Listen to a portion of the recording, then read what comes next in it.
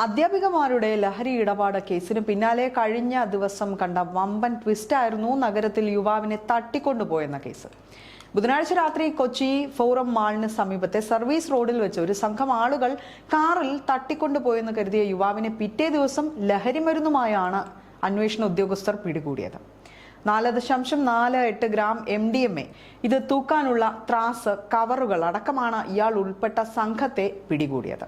ബുധനാഴ്ച രാത്രി 9:50 നാടകീയ സംഭവങ്ങളുടെ തുടക്കം. സ്കൂട്ടറിലെത്തിയ മരട് കൊല്ലംപറമ്പിൽ വീട്ടിൽ റിജോയ് ബെക്സൺ ഫ്രാൻസിസ് എന്ന യുവാവിനെ മാളിന് സമീപത്തുള്ള സർവീസ് റോഡിൽ കാത്തുനിന്ന 5 അംഗ സംഘം ബലം പ്രയോഗിച്ച് കാറിൽ കയറ്റി കൊണ്ടുപോവുകയായിരുന്നു.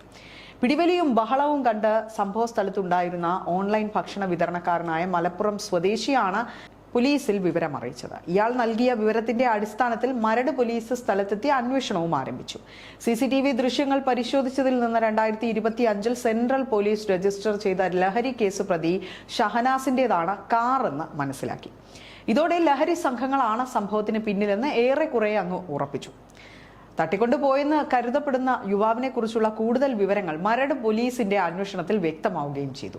ലഹരി സംഘങ്ങളുമായി ബന്ധമുള്ളയാളാണെന്നും ഇയാളുടെ പേരിൽ ലഹരി കേസ് ഉണ്ട് എന്ന വിവരവും പോലീസിന് ലഭിച്ചു. ലഹരി ഇടപാടുമായി ബന്ധപ്പെട്ട കാര്യങ്ങളായിരിക്കാം തട്ടിക്കൊണ്ടുപോകലിന് പിന്നിലെന്ന് വ്യക്തമായതോടുകൂടി പോലീസ് അന്വേഷണം ഈ ദിശയിലേക്ക് മാറ്റി. എന്നാൽ പോലീസിനെ പോലും അമ്പരപ്പിച്ച വഴിത്തിരിവാണ് വ്യാഴാഴ്ച ഉണ്ടായത്. അതായത് ലഹരി സംഘം തട്ടിക്കൊണ്ടുപോയെന്ന് കരുതുന്ന റിജോയ് മോചിതനായി.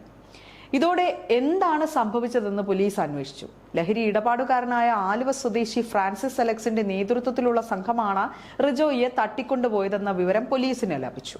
ഫ്രാൻസിസും റിജോയും ഒരേ ലഹരി സംഘത്തിലെ അംഗങ്ങളാണെന്നും ലഹരി വിൽപ്പനയുമായി ബന്ധപ്പെട്ട് റിജോയ് ഫ്രാൻസിസിന് പണം നൽകാൻ ഉണ്ടായിരുന്നുവെന്നും പോലീസ് ഒടുവിൽ കണ്ടെത്തി. ഇതേ തുടർന്നുള്ള തർക്കത്തിന് പിന്നാലെയാണ് കാറിൽ തട്ടിക്കൊണ്ടുപോയി കുറച്ചു സമയത്തിന് ശേഷം ഇറക്കിവിട്ടത്. ഫ്രാൻസിസിനെ കേന്ദ്രീകരിച്ച അന്വേഷണം ഊർജിതമാക്കിയിട്ടുണ്ടെന്നാണ് ഇപ്പോൾ പോലീസ് പറയുന്നത്. റിജോയെ പിന്തുടർന്ന പോലീസ് സംഘം ഇയാൾ വെണ്ണലയിലുള്ള വീട്ടിലുണ്ടെന്ന് വ്യക്തമായതോടെ രാത്രി 11 മണിയോടുകൂടി പരിശോധന നടത്തി. പരിശോധനയിൽ TV സ്റ്റാൻഡിൽ സൂക്ഷിച്ചിരുന്ന 4.48 ഗ്രാം MDMAയും അനുബന്ധ സാധനങ്ങളും കണ്ടെത്തി. ഇവിടെ താമസിച്ചിരുന്ന പുത്തൻകുരിശ് സ്വദേശി ബിനു മോഹനൻ, കുമ്പളം സ്വദേശി സാന്ദ്രാഞ്ജലി, ഹരിപ്പാട് സ്വദേശിയായ പാർവതി എന്നിവരും ഒടുവിൽ അറസ്റ്റിലായി. ഇവർ ലഹരി ഉപയോഗിക്കുന്നവരും വിൽപ്പന നടത്തുന്നവരുമാണെന്ന് narcotics ACP TV Sunil Kumar ഒടുവിൽ വിവരങ്ങൾ പുറത്തുവിടുകയായിരുന്നു.